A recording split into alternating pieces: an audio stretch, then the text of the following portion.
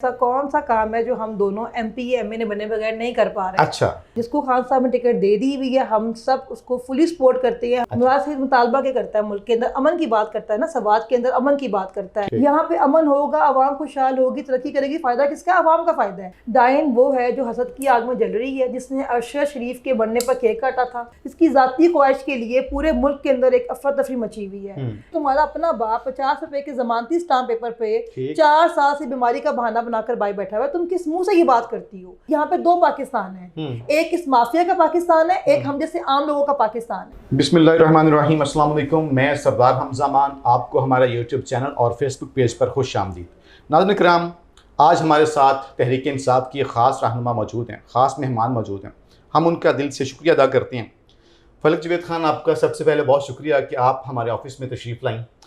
आज आपसे कुछ तलख क्वेश्चन भी होंगे, लाइटर नोट पे भी होगा, बड़ा कैजुअल सा डिफरेंट इंटरव्यू करेंगे। ऑलरेडी पहले तो हम आपको फील्ड में करते रहे हैं। हाँ जी, बिल्कुल। तो आपका शुक्रिया। अच्छा, ये बताएं, फलक जवेद खान की इत्तलात हैं कि आप दोनों बहनों से बरात कि आपकी बहन सनम, आप दोनों बहनों को एमएनए और एमपीए के रिजर्व सीट पर टिकट मिलने की जो ना वो इत्तलात हैं कि आप दोनों को एमएनए या एमपीए बना दिया जाएगा। वैसे ऐसी इत्तलात मेरे अलावा सबको ही है, मतलब मुझे तो इस बारे में कोई इत्तला नहीं है, क्योंकि ना हमने पेपर्स जमा करवाए हैं, ना हम इस दौड़ में आते हैं। और मैं तो हमेशा ये बात कहती हूँ कि ऐसा कौन सा काम है जो हम दोनों एमपी या एमएनए बने बगैर नहीं कर पा रहे। अच्छा। मतलब हम, मेरे ख्याल में तो बिल्कुल सही सपोर्ट भी कर रहे हैं खान साहब को। हर जगह पे जलसे हो या रैलीज हो, हर जगह मौजूद होते हैं। अच्छा। तो ऊपर से अल्लाह का शुक्र है, लोगों का प्यार बहुत मिला हुआ है, तो ऐसी दौड़ में तो हम शामिल होते ही नहीं है। एमपीए की टिकट मिल रही है, एमएनए की टिकट मिल रही है, ऐसी इतलात सबको है हमारे अलावा। हमें नहीं पता ऐसा कुछ मामला है कि नहीं है। नहीं, ये बहुत ज़्यादा इस पे जो है ना किया जा रहा है प्रोपेगेंडा, और हत्ता कि नून लीग के विंग में भी, उनका भी जो सोशल मीडिया है, उनके जो लोग हैं वो भी हमसे ये सवाल करते हैं। एक्चुअली कंट्रोवर्सीज तो आपको पता है होती हैं हर जगह पे, इस तरह की कि जेलसीज भी होती हैं, लेग पुलिंग भी होती है एंड ऑल दैट। तो बात यह है कि लेकिन हम इस तरह की दौड़ में शामिल होते ही नहीं है। जिसको खान साहब ने टिकट दे दी हुई है, हम सब उसको फुली सपोर्ट करते हैं। हमारे लिए पीटीआई खान साहब है, खान साहब पीटीआई है। जिसे खान साहब सपोर्ट करेंगे, टिकट देंगे, हम उसको सपोर्ट करेंगे। बाकी हम इस तरह की चीज़ों में पढ़ते ही नहीं है भाई। टिकट नहीं भी मिली तो रिजर्व सीट पे तो अभी भी चांस है। हमसे ऐसी किसी ने बात नहीं की आज तक, टू बी वेरी ऑनेस्ट। ऐसी कोई बात कभी नहीं हुई है कि आपको सीट देंगे या बात करेंगे। बल्कि मेरी तो खान साहब से मुलाकात भी एक बार ही हुई है। मुझे अफसोस ये है कि उस मुलाकात में तस्वीर भी कोई नहीं है मेरे पास। मतलब उन दिनों में खान साहब के साथ कोई था इशू, मेरे ख्याल में कोई पिक्चर्स नहीं अलाउ थी। तो पिक्चर हमारी कोई नहीं है। हमारा मीटअप जब हुआ था उसमें खान साहब के साथ हमारी अलग से पिक्चर कोई नहीं है। ऐसा कोई सीन नहीं है। और अच्छा, अभी कुछ और सवाल बाद में करते हैं आपसे। अभी आपसे ये पूछना है कि मुराद सईद साहब का जो इशू है ना, उनकी जो खबरें हैं वो इस टाइम बहुत हॉट टॉपिक बनी हुई हैं। उनकी जान को किन लोगों से खतरा है? कौन लोग हैं जो उनकी जान के पीछे पड़े हुए हैं और क्यों? देखें, जिन्होंने अरशद शरीफ को कत्ल करवाया ना, उन्हीं को मसला है मुराद सईद से। अच्छा। मुराद सईद मुतालबा के करता है, मुल्क के अंदर अमन की बात करता है ना, सवाद के अंदर अमन की बात करता है। अब आपने ये देखना है कि मुल्क के अंदर अफरा तफरी और दहशतगर्दी से फ़ायदा कौन उठा रहा है। अगर वो ये कहता है कि मुल्क के अंदर अमन होना चाहिए, तो ये तो पूरे पाकिस्तानी ये डिमांड करते हैं कि मुल्क के अंदर अमन होना चाहिए। कितने सालों के बाद, कितने लोगों की शहादत के बाद हमारे मुल्क के अंदर अमन कायम हुआ, सवाद के अंदर टूरिज्म दोबारा कायम हुआ, लोगों को रोटी रोजी वहाँ पे मिलना शुरू हुई। लेकिन अब क्या हुआ कि दोबारा एकदम से अचानक वहाँ पे दहशतगर्द आते हैं और कहते हैं जी ये दहशतगर्दी हमने करनी है। तो हमारा सवाल तो देखेंगे है, हम जो हमारा जो ये फौज देखें हमारी है, ये मुल्क हमारा है, ठीक है। यहाँ पे अमन होगा, आवाम खुशहाल होगी, तरक्की करेगी, फायदा किसका? आवाम का फायदा है, ठीक है। दहशतगर्दी से नुकसान किसका है? अवाम का नुकसान है ना। तो अवाम मुतालबा क्या करती है कि हम अपना पेट काट कर, अपने टैक्स देकर हम इनको पालते हैं। तमाम अदारों की तनख्वाहें कहाँ से जाती हैं? अवाम पे करती है ना। तो अगर अवाम ये सवाल करती है कि भाई आपको जिस चीज़ के पैसे दिए जाते हैं उसके बावजूद मुल्क के अंदर अमन कायम क्यों नहीं हो रहा? दहशतगर्द कहाँ से आ रहे हैं? दहशतगर्दी क्यों हो रही है? ठीक है। और मुराद सईद का मुतालबा क्या है कि मुल्क के अंदर अमन होना चाहिए। तो अमन को इतना बड़ा कोई जुर्म तो नहीं है। अमन का मुतालबा तो हर पाकिस्तानी की डिमांड है इस टाइम पे। तो अगर आप ये कहते हैं कि जो मुल्क से मोहब्बत करना बगावत है, तो फिर हम सब बागी हैं भाई। हम सब बागी हैं, क्योंकि ना तो हमारी बाई जदादें हैं, ना हमारे बच्चे बाहर हैं। हमारा जीना मरना इस मुल्क के अंदर है। तो जब हमारा सारा कुछ इस मुल्क के अंदर है, तो हमें तो इस मुल्क के अंदर अमन चाहिए ना, ताकि हमारे बच्चे, हम यहाँ पर कुछ कमा सकें, अपने लिए सुकून से रह सकें, अमन से रह सकें। इस मुल्क के अंदर कोई जाहिल इंसान ही होगा जो मुल्क का दुश्मन होगा, सिर्फ वही चाहेगा कि मुल्क के अंदर अमन ना आए, ठीक है। और इस दहशतगर्दी से, इस अफरा तफरी से जो फ़ायदा उठा रहा है वही लोग हैं जिनकी दुकानें चल रही हैं। जिनके कारोबार चल रहे हैं। बाकी हर पाकिस्तानी जो है वो मुल्क में अमन मांग रहा है। मुराद सैयद को गद्दार क्यों कहा जा रहा है? क्योंकि वो अमन की बात करता है ना, वो सवाल पूछता है, वो ये पूछता है कि जी मुल्क के अंदर दहशतगर्दी दोबारा शुरू किस तरह हुई है। अच्छा। 6 माह से वो कह रहा है, 6 माह से वो कह रहा है कि ध्यान दिया जाए सवाल के ऊपर, लेकिन सबका ध्यान जो इस वक्त है वो सिर्फ खान साहब को दोबारा इक़्तिदार में आने से रोकने पर लगाया हुआ। अच्छा। जिनके ये सारे जो लोग बैठे हुए हैं वो हर वो काम कर रहे हैं जो इनको नहीं करना चाहिए, और जो काम इनके करने वाले हैं सिर्फ वही काम ये लोग नहीं कर रहे हैं। ठीक है, अगर देखिए एज अ पाकिस्तानी मेरा ये हक बनता है कि अगर मैं किसी को सैलरी पे करती, इवन अगर मैंने अपने घर में कोई चौकीदार रखा हुआ है ना, मैं उसको सैलरी पे करती हूँ, मेरे घर में चोर घुस जाते हैं, तो मेरा हक बनता है मैं से पूछूं कि तुम्हें तनख्वाह किस बात की दी जाती है, कि तुम्हारे होते हुए हमारे घर में चोर कैसे दाखिल हो गया। तो अगर पाकिस्तानी ये सवाल पूछते हैं तो उनके ऊपर बगावत का पर्चा क्यों काटा जाता है? ठीक, ओके, वेरी नाइस पॉइंट इस पे आ गया। अच्छा फलक जवेद खान, ये बताइए, जो कि ये सवालात पब्लिक के हैं बहुत सारे इनमें से, कि आप इमरान खान की इतनी दीवानी क्यों हैं? देखिए खान साहब बहादुर हैं, खान साहब बहादुर हैं, निडर हैं। देखिए इतनी ज़्यादा थ्रेट्स के बावजूद हमें छोड़ के नहीं भागे मुश्किल में। अब देखिए होता क्या है कि इक़्तिदार में होते हैं तो मुल्क के अंदर होते हैं, ओहदों पर होते हैं तो मुल्क के अंदर होते हैं, ओहदे जाते हैं, इक़्तिदार जाता है, मुल्क से बाहर भाग जाते हैं, छोटी छोटी बीमारियों का इलाज करवाने बाहर जाते हैं, छोटी सी सर्जरी का इलाज करवाने बाहर जाते हैं। अच्छा। लेकिन लीडर हमारा देखे ना हमारे मुल्क में रहता है, हाँ। हमें छोड़ के भागता नहीं, बात नहीं करता है, वो बात बिल्कुल जेन्युइन करता है। वो कहता है देखें जी रूस का साथ दें, रूस चाइना ब्लॉक बनाए अपना। अब इतने सालों बाद अगर ईरान की और सऊदी अरब की खत्म हो सकती है नाराजगी, तो भी हम आगे एक खत्ते में रह के आगे क्यों नहीं बढ़ सकते? ठीक है, अगर वो कहता है कि इंडिया से मसला कश्मीर खत्म किए बगैर हमने बात नहीं करनी, आपको ये बात चुभती है। वो कहता है फ़लस्तीन का इशू खत्म हुए बगैर हम इसराइल के साथ इजाज़त नहीं करनी चाहिए, आपको बात चुभती है। ठीक है, वो आपको कहता है कि अमेरिका ने आपको आज तक मौत के अलावा क्या दी है? आपके 80,000 लोगों को शहीद किया गया, आपके मुल्क में आपने 20 साल दहशतगर्दी बर्दाश्त की, आपने आपके अमन तबाह हो गया आपके मुल्क का। अगर वो ये कहता है कि रूस के साथ ताल्लुकात कायम करने चाहिए, चाइना के साथ, जिसका हमें फ़ायदा भी है, हमारी आवाम को फ़ायदा है, लेकिन वो बात आपको बुरी लगती है। अच्छा। अगर वो आवाम के हक में बात करता है, वो मेरे लिए बात करता है, तो मैं तो उसकी दीवानी होंगी ना, क्योंकि वो मेरी बात करता है, वो पुरअमन खुशहाल पाकिस्तान की बात करता है। अच्छा। मैं इसकी दीवानी हूँ। Very nice. अच्छा फलक जवेद, ये बताएं कि ये अक्सर ट्विटर पर आप डाइन किसको और क्यों कहती हैं? डाइन वो है जो हसद की आग में जल रही है, जिसने अरशद शरीफ के बनने पर केक काटा था। अच्छा। ठीक है, मैं उसकी बात कर रही हूँ। डाइन जिसने पूरे मुल्क को ऑडियो और वीडियो पर लगाया हुआ है, जिसने पूरे मुल्क का सुकून बर्बाद किया हुआ है, जिसकी ज़ाती ख्वाहिश के लिए पूरे मुल्क के अंदर एक अफरा तफरी मची हुई है। ठीक है, वो डायन है, क्योंकि डायन ही है अपने मुल्क की बर्बादी कर सकती है। कोई एक इंसान जिसको अपने मुल्क से मोहब्बत होगी कभी भी मुल्क के साथ इस तरह नहीं कर सकता। अभी आवाम सड़कों के ऊपर है और मुतालबा क्या करती है, पुरअमन एहतजाज है ना हमारा 1 साल से कि जी मुल्क के अंदर इलेक्शन करवाए जाए, आवाम को फैसला करने दिया जाए, लेकिन वो करेगी ट्वीट पे ट्वीट्स कि पीटीआई के कारकुनान जो है दहशतगर्द है, इनको मार दिया जाए, ख़त्म कर दिया जाए, फितना ये वो। पूरे टाइम पे वो बंदी ट्विटर के ऊपर फसाद डालती रहती है और बकवास से करती है क्या कि खान साहब जो हैं वो बहादुर नहीं है या अदालतों में नहीं जा सकते हैं। तो बंदा पूछे तुम्हारा अपना बाप 50 रुपए के जमानती स्टाम्प पेपर पे 4 साल से बीमारी का बहाना बनाकर बाई बैठा हुआ है, तुम किस मुंह से ये बात करती हो? मतलब इतने बेशरम है इनके सपोर्टर्स के, सवाल नहीं पूछते हैं कि भाई हर बार जब खत्म होता है इक़्तिदार तो माफिया मांग के बाहर क्यों भाग जाते हो? यहाँ पे रहो, अपने लोगों के अंदर सामना करो। तो इसलिए वो डायन है, क्योंकि मुल्क के अंदर दंगे फसाद वो करवाती है।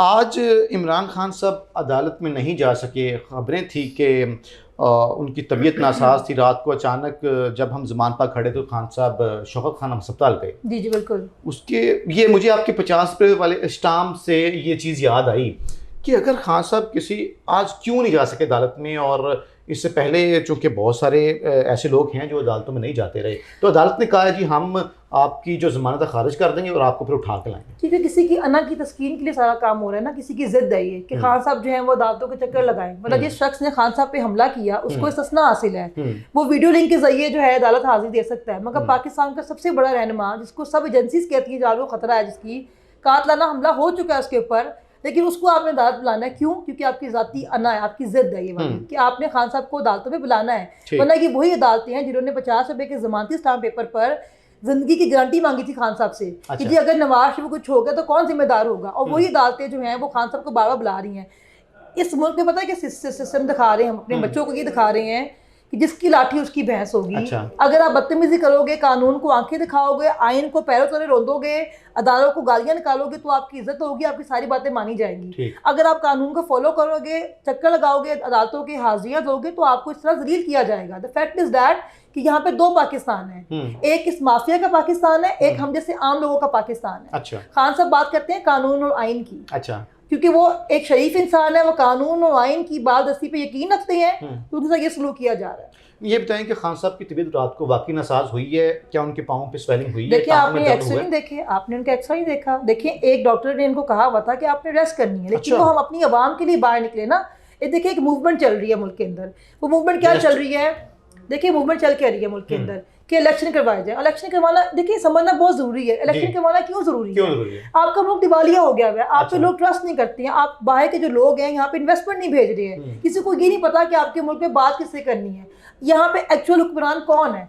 इंडिया के मोदी ने बयान दिया ना कि पाकिस्तान में मसला क्या है, क्योंकि कोई जानता नहीं कि बात एस्टेब्लिशमेंट से करनी है, गवर्नमेंट से करनी है। अच्छा। ठीक है, अभी मसला क्या है कि लोग ट्रस्ट नहीं कर रहे आपके ऊपर, आपके मुल्क के डॉलर्स नहीं आ रहे, आपकी सारी ट्रेड रुकी हुई है, लोग भूख से मारे हैं, महंगाई की शरह 57% पहुंच गई हुई है, हर चीज खाने वाली महंगी हो गई है। ये क्यों आए थे? हम जी मुल्क को दिवालिया होने से बचाने के लिए आए हैं। हम महंगाई कंट्रोल करेंगे। तो महंगाई की तजुर्बाकार चोर है ना बेसिकली। अच्छा। चोरी में तजुर्बाकारी है। अब मसला ये इलेक्शन करवाना इसलिए जरूरी है कि जब अवाम की मर्जी से कोई नुमाइंदा आएगा तो दुनिया आप पे ट्रस्ट करेगी, फिर ही आपके मुल्क के अंदर इन्वेस्टमेंट आएगी ना। अभी तो मुल्क के अंदर एक अफरा तफरी है, बेअमनी है, बेसकूनी है। वो कब आएगी? जब आपके मुल्क के अंदर इलेक्शन होंगे, अवाम की मर्जी का कोई रहनुमा के बैठेगा। तो लोगों को नजर आएगा कि यहाँ पे डेमोक्रेसी है। आप तो कहते हैं ना जमहूरियत है, लेकिन लोगों को नजर आ रहा है बाहर, जिस तरह लोगों को उठाया जा रहा है, मारा जा रहा है, नंगा किया जा रहा है, डराया धमकाया जा रहा है, ये जमहूरियत में यूं नहीं होता। अच्छा फलक, बिल्कुल ये फेयर एनफ, इस पे आपने काफ़ी तफसील से बता दिया। ये बताएं कि आप जिस इमरान खान को फॉलो करती हैं, जिस इमरान खान की को आप सपोर्ट करती हैं, उन्होंने तोशा खाना से उन पे तोशा खाना से घड़ियां लेने का नून लीग वाले इल्ज़ाम लगाते हैं, इस पे आप क्या कहें? प्रोपेगेंडा इनके पास रह बच कोई नहीं गया, बयानिया को रह नहीं गया, मजहब कार्ड, औरत कार्ड, ये कार्ड, वो कार्ड निकालने के बाद तोशा खाना कार्ड निकाला था। जब अदालतों ने कहा कि अपना रिकॉर्ड पेश करो तो सबके सब भागे। वो जो नानी अनानास है, उसने तो वहां से अनानास तक नहीं छोड़े। अच्छा। और जो BMW गाड़ी का सवाल किया मंसूर ने, तो जरा एक मिनट कट करना, जरा कट करना, कट इट। नहीं, मैं नहीं कह रही, मरियम ने कहा था ऐसे कट करें जरा। वो कट इसलिए किया गया था क्योंकि बीबी ने वहां पे लेके गाड़ी भी ली हुई थी अपने नाम पर, जो उसका पैसे जमा नहीं करवाए हुए थे, तो अपना सब कुछ माफ है इनको। खान साहब ने तो पैसे लेके गाड़ी है जो भी मरियम नवाज ने ली, ये तो खैर मुझे भूल गया, लेकिन करोड़ों की गाड़ी थी मेरे ख्याल में, जो उसने 5 लाख दे के ली थी कि 8 लाख दे के ली थी मेरे ख्याल में। उन्होंने 4 लाख दे के ली थी। 4 लाख दे के गाड़ी ली थी वो गाड़ी, और उनके लिए स्पेशली वो पूरा चेंज किया गया था जो कानून था तोशा खाना का, ताकि वो गाड़ी अपने पास रख सके बीबी। तो मसला ये है कि जिन्होंने वहां से अनानास तक नहीं छोड़े, पाइनएप्पल तक लेके चले गए अपने घर में, वो खान साहब को गाड़ी का ताना मारते हैं। आपने कहा कि ये लोग वहां से करोड़ों की गाड़ियां ले गए। हाँ जी।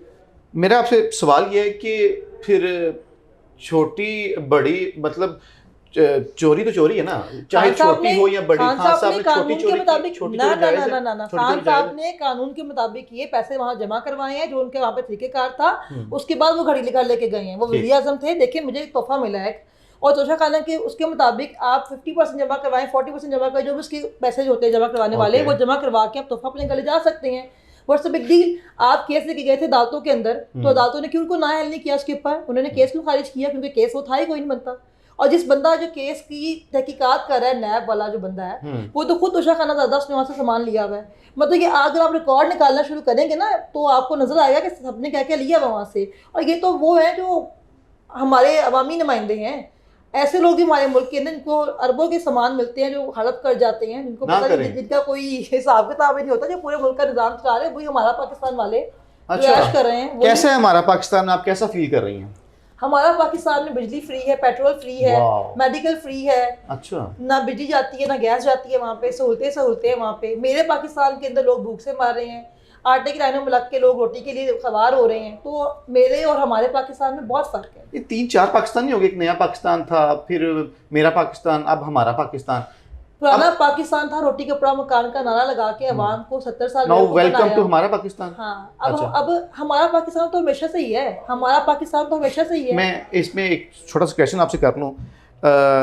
हमारा पाकिस्तान में आज एक बड़ी ब्रेकिंग न्यूज़ आई है, अरबों रुपए का ईरानी तेल हाँ जी मंगाया गया है, और वो स्मगलिंग का फायदा उनको है ना, स्मगलिंग का फायदा हमारा पाकिस्तान को गया है, पैसा वो कहाँ पे है, दें हमारा पाकिस्तान वाला का बेड़ा गर्क हो गया, तो दें ना, कर्जा उतारने। हमेशा ये कहती हूँ कि भाई आप लीगली ट्रेड क्यों नहीं करते। इमरान खान लगता है वो पैसा खा लिया।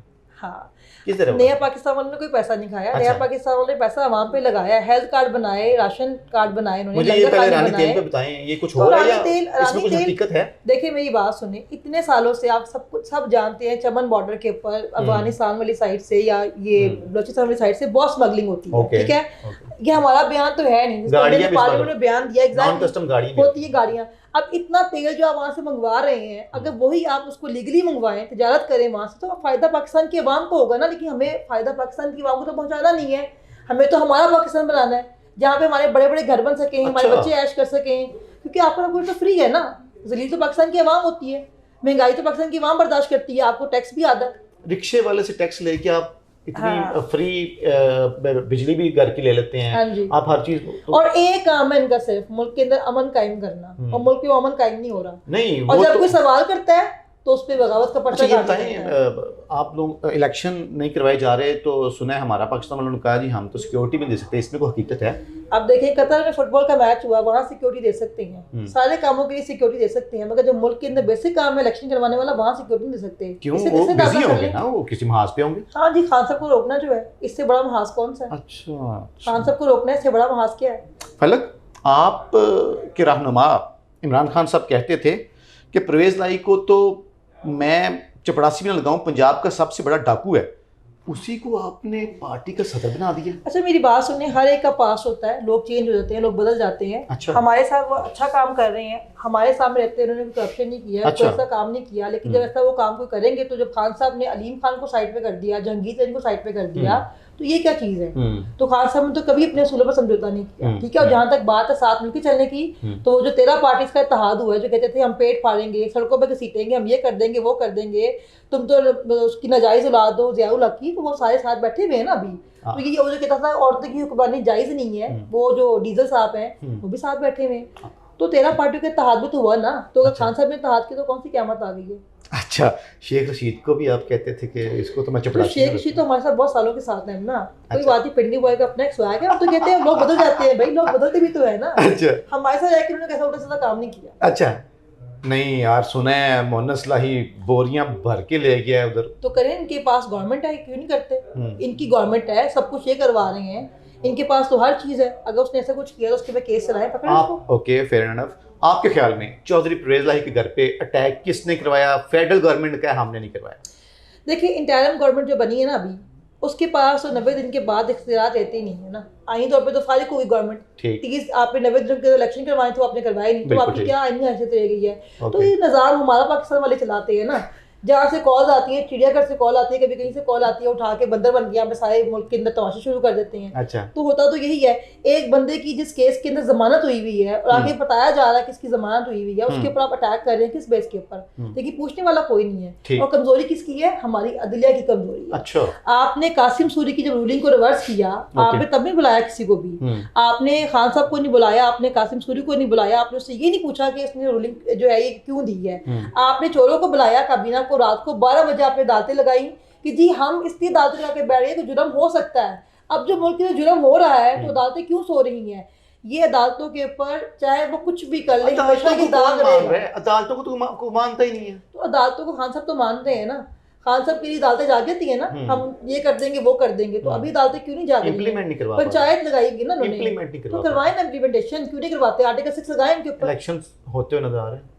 इलेक्शन ये तो नहीं करवाने लगे, अवाम का तो मुतालबा इलेक्शन करवाना ही है ना। लेकिन ये तो इन्होंने तो पूरी कोशिश करनी कि खान साहब ना आए, इनकी मर्जी का जज हो, इनकी मर्जी के जो है वो बैठे हो, जो मुल्क चलाते हैं, सब इनकी मर्जी के लोग हों तो इलेक्शन करवाएंगे। एम्पायर भी इनकी मर्जी के हों, जज भी इनकी मर्जी के हों। सड़कों के ऊपर आने के अलावा ऑप्शन बचा नहीं बचा ना, कि मजबूर कर रहे हैं अवाम को। अवाम तो पुरअमन तौर पे 1 साल से इलेक्शन मांग रही है।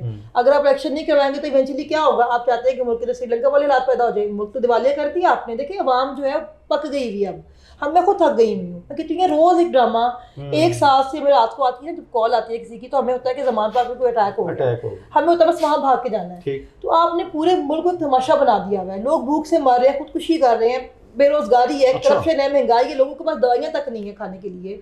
आपको शर्म ही नहीं आ रही है? दवाइयाँ महंगी हो गई हैं आज, परसों हाँ के जी, रेट दवाइयाँ महंगी हो गई दोबारा। महंगाई की शरह देखें 57% पहुंच गई हुई है आपके मुल्क के अंदर। लोग कितने परसेंट? 57% ओके। लोग आपके मुल्क के अंदर इन्वेस्टमेंट नहीं भेज रहे हैं। आज सॉरी टाइम बहुत ज़्यादा हमने आपको ले लिया, एक दो क्वेश्चन कवर करने हैं। आज सहाफ़त का आलमी दिन है और उसको अरशद शरीफ शहीद भाई के नाम पे किया गया। बिल्कुल। किन लोगों ने ये जुल्म किया? आज़ादी छोटे छोटे बच्चे हैं उसके। किस मुंह से ये मनाएंगे आज ये दिन कि वो शख्स को कत्ल किया क्यों जुबान से गया? उसका क्योंकि वो मुकाबला सवाल करते। पूछ रहा था, वो सवाल पूछ रहा था कि वो कौन है। वो अवाम को बता रहा था वो कौन है जो आपका हक खा रहा है। वो अवाम को बता रहा था किसने आपके मुल्क का बेड़ा गर्क किया है।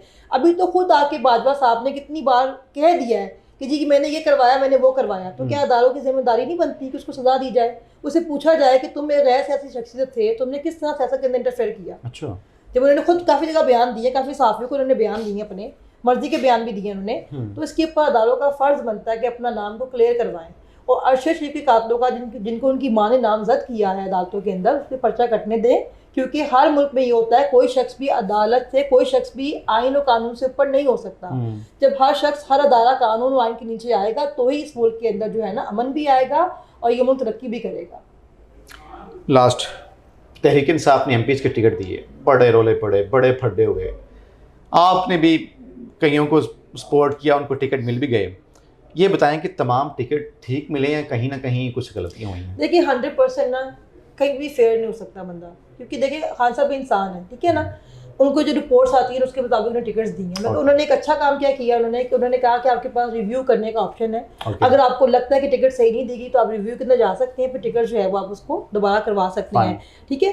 लेकिन आप ये देखेंगे खान साहब की टिकट लेने वाले लोग बहुत ज़्यादा हैं, लेने वाले बहुत ज़्यादा हैं, और टिकट्स आपको पता है कि हल्के तो एक महदूद ही होते हैं।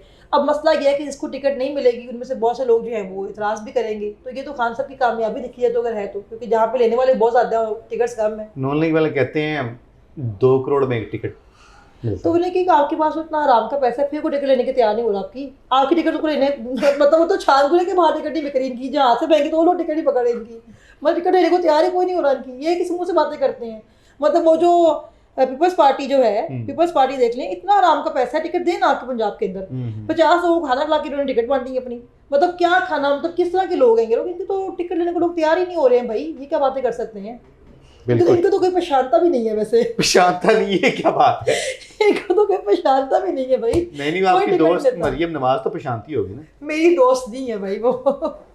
उसने आपको ब्लॉक कर दिया ट्विटर से? लोगों को यूज करती है। नहीं, मुझे उसने ब्लॉक नहीं किया हुआ, लेकिन उसकी चेरियों ने मुझे ब्लॉक किया हुआ है। कौन सी? हिना परवेज भट्ट, वो जो हमारी हैं आइन फरूकी, उन्होंने मुझे जो है वो ब्लॉक किया हुआ है। माहिजा हमीद ने मुझे ब्लॉक किया हुआ है। और ये मरियम जो दूसरी है वज़ीर इत्तलात वाली मरियम सत्तर, वो मरियम औरंगजेब, सॉरी हाँ औरंगजेब ने मुझे अभी तक ब्लॉक नहीं किया।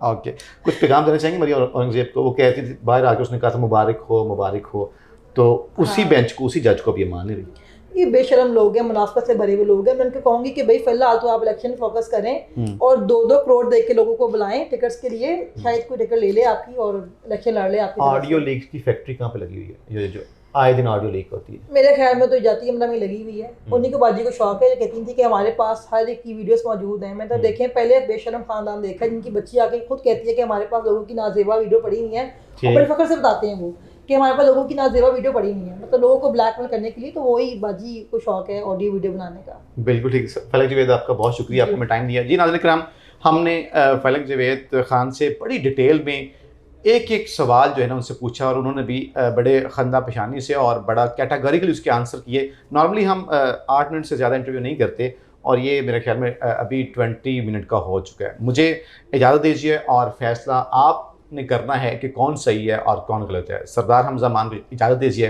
अल्लाह ने के बाद।